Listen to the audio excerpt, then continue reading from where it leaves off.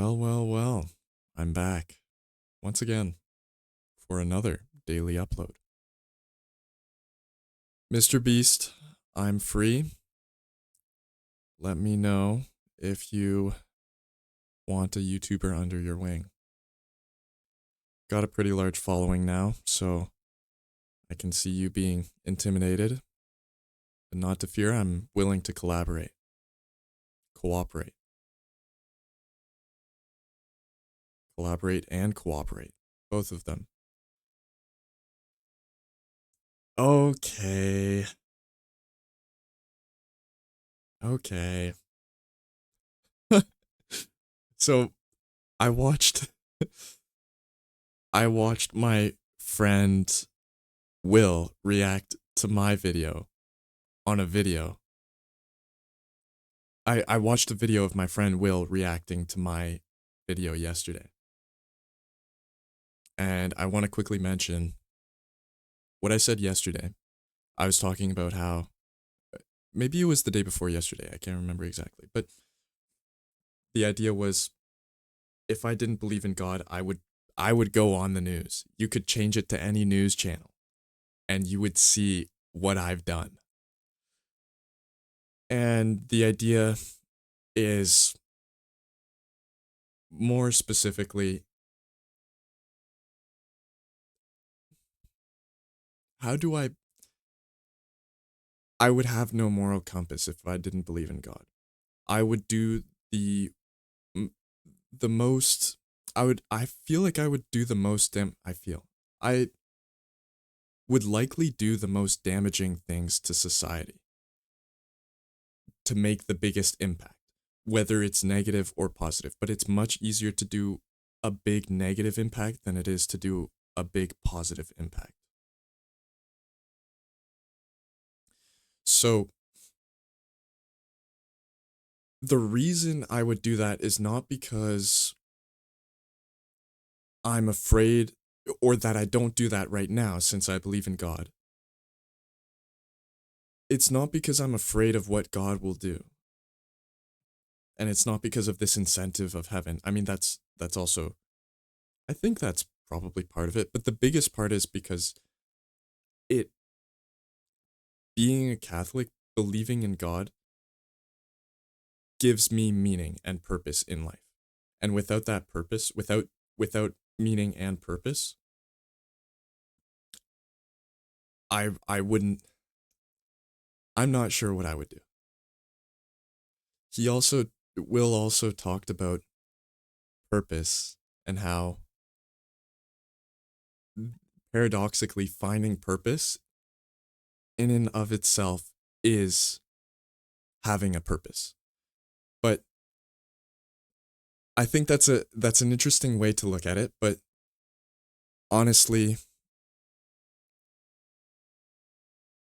there's no you know when you have a purpose. And if you think if you if you don't have a purpose or you have a purpose like that where you're trying to find a purpose, it's not as fulfilling as truly having one set purpose in your head that you know you have to work towards. Trying to find a purpose, how do you even approach that? You don't know what to do in order to complete that purpose. But if I were to say my purpose is to graduate, or well, okay, that's a pretty specific purpose. To get a family, to support that family, and to help other people. I revolve my entire life around that. So I make decisions. Every decision that I make will have that in mind, at least indirectly. And I believe that will make me a better person. That will lead me to be a better person. Okay, I think I've addressed that point. Those 2 points. So, oh right. He also talks about how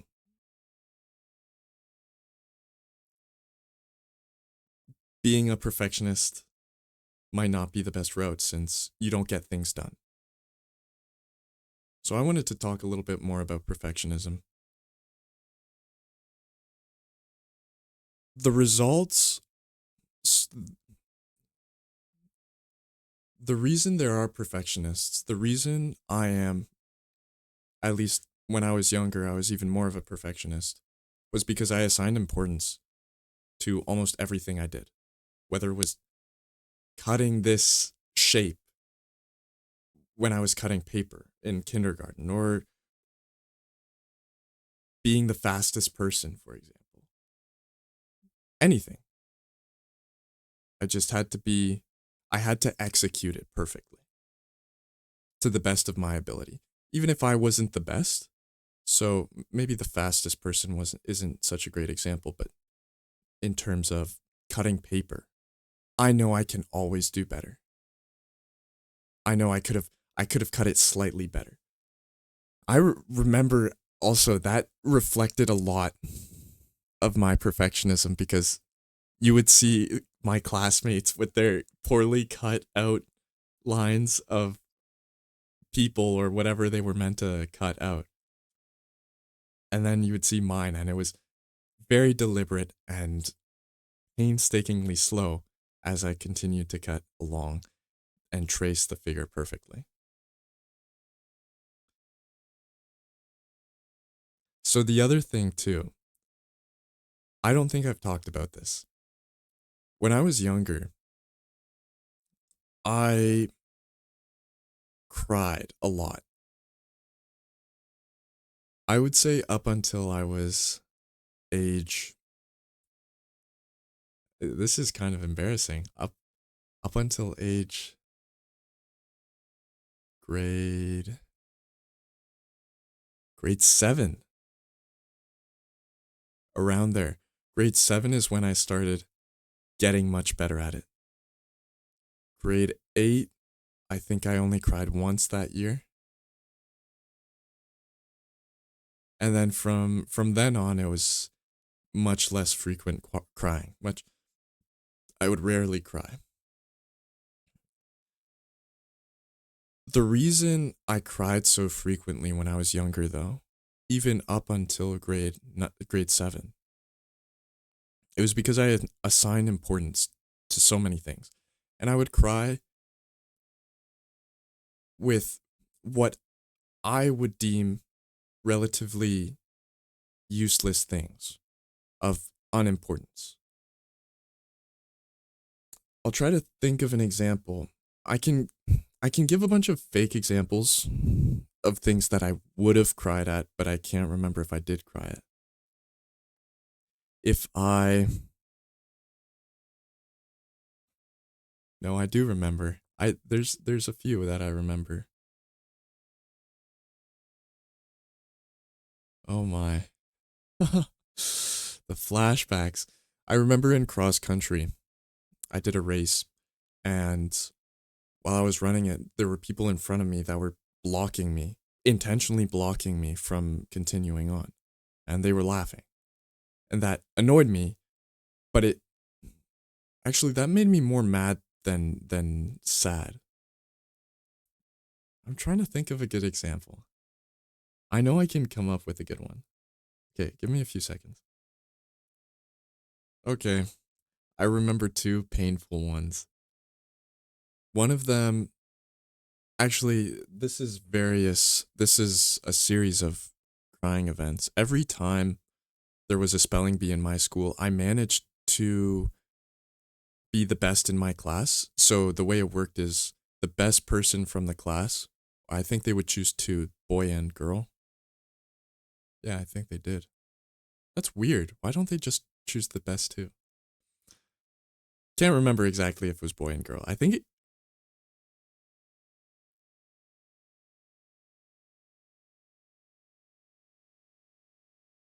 no. It was the best two. Okay. Sorry. Based off of merit. Good. So I managed to get into the the best in my class for the spelling bees. And then the school wide spelling bee would be, as I said, the best of every class or the best two of every class. from each grade. I can't remember it too well. The whole point is I made it to the school spelling bee, the school-wide spelling bee. And I assigned so much importance to that spelling bee that it made me so stressed. It made me so nervous and anxious. So when it was my time to come up to the podium, step up and speak the words, or sorry, speak the letters, say the letters, I was too anxious and too nervous to perform correctly, and I would always get out the first round. I remember it was basically intentional, at least it seemed, because the one that's engraved in my memory is grade 6, I think. Grade 6. Went up. The word was capital. And this was on the sheet for practicing. Actually, I don't think this was on the sheet for practicing. They would give out new words so that you couldn't practice them beforehand. And I said capital. Capital C, and then I went on spelling the rest of the word. And by that time, I already knew I was wrong. I knew, well, why did I say capital C?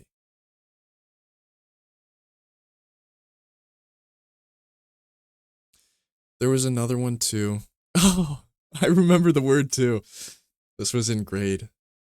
So I cried after I got that wrong. And the person next to you has to get it right for you to be eliminated. I knew they were going to get it right. Everyone's going to mess up on this word, really? No. So I cried and I would look down and droplets would fall onto my pants and my shirt in front of the entire school too, and parents and teachers. It was embarrassing as well. The other one was slippery. I spelled slippery with just one P. And a lot of that was my gut told me two P's, but I overthought it and I couldn't. It was too much pressure. It really wasn't. I think I think I assigned myself that pressure. I didn't have to make I didn't have to assign such importance to this spelling bee, but I did, and the fact that I did made me perform worse, and it made me now that I failed that word, it made me cry. And I realized this. I realized I have to stop. I hate when I cry with what I think is such little importance, events that are so unimportant in my life. I need to fix this. And I remember asking my dad about this. Did you cry when you were younger? And he said, no, not really. So I realized it was me assigning this importance, me stressing about being a perfectionist.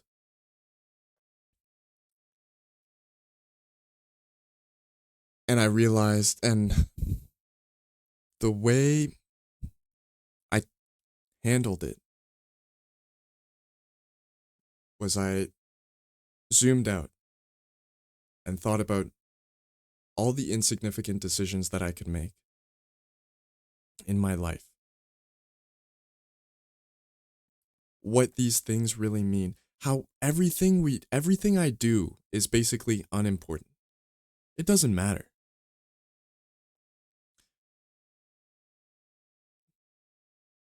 If I don't get 95 in math in grade 9, it doesn't matter.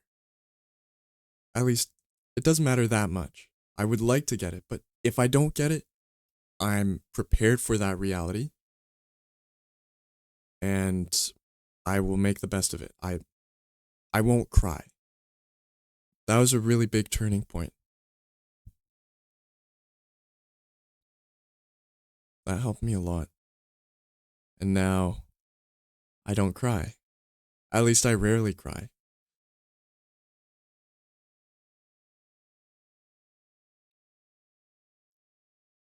I actually can't remember the last time I cried. That's not true. That's not true. I do.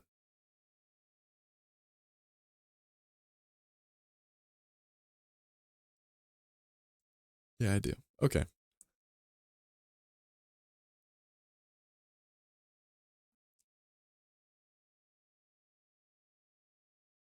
So the key lesson to take away from that, you don't need you don't need to assign importance to everything.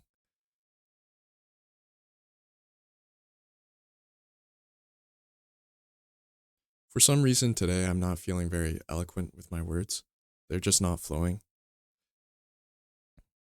It's a lot of thinking because when all of the situations, all of the events, I had to really think back on how they happened.